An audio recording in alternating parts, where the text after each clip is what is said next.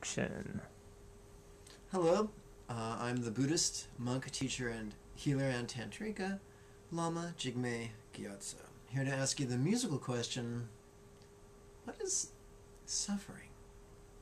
When I first began on the Buddhist path, I thought the word suffering just didn't resonate with me, and I thought it had to be something dramatic and larger than life and over the top. You know, kind of like a summer action movie blockbuster by Jerry Bruckheimer. Cue the cellos. But I was wrong. And I learned in the teachings that, yes, suffering can be overt and vulgar and coarse and undeniable, but it can also, on the other hand, be extremely subtle. In its essential form, the three categories of suffering would simply be not getting what you desire when you desire it. Ask any 3-year-old and they will say, yes, that is the end of the world. If I don't get my G.I. Joe, I will die. Thank you, little Sarah Bernhardt. But on a subtle level, that is a form of suffering. That is a category of suffering. Another category of suffering is not keeping what you enjoy for as long as you'd like to. It's kind of what Albert Einstein reminded me of. He once said, relativity is like this.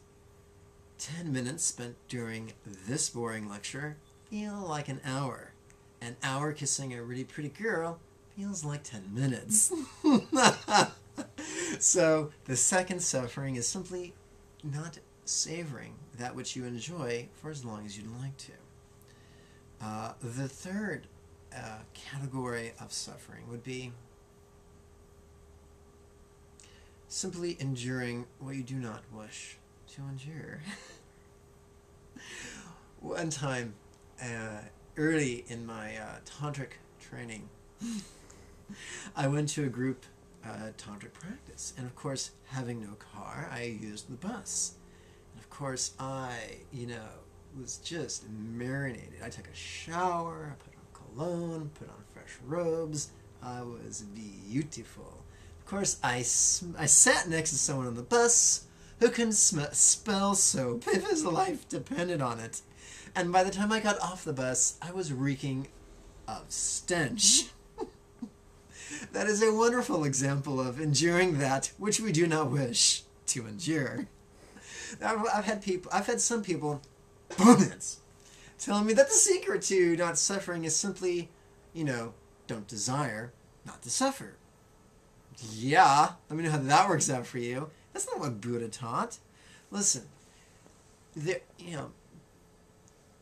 like two sides of a coin. On one side of the coin, Buddha taught, listen, suffering is your comeuppance. If you don't want to get crap results, don't be a bonehead. Don't do schmucky things. Don't do schmucky things. Don't say schmucky things. And oh yeah, don't make schmucky choices.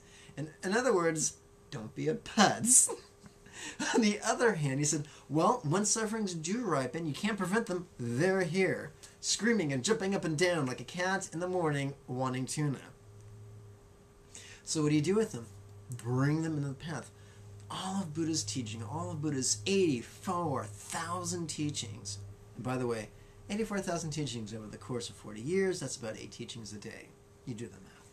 Anyway, Buddha's 84,000 teachings can fit into the categories of the yogas of devotion, awareness, love, and letting go. So find a teacher to teach you the practical things. So when you feel a physical pain, when you feel an emotional pain, when you feel a circumstantial annoyance, you're able to harness that and bring it into the path in the most powerful, transformative, and healing way. May you and yours be healthy and happy. Om Mani Padme Hum.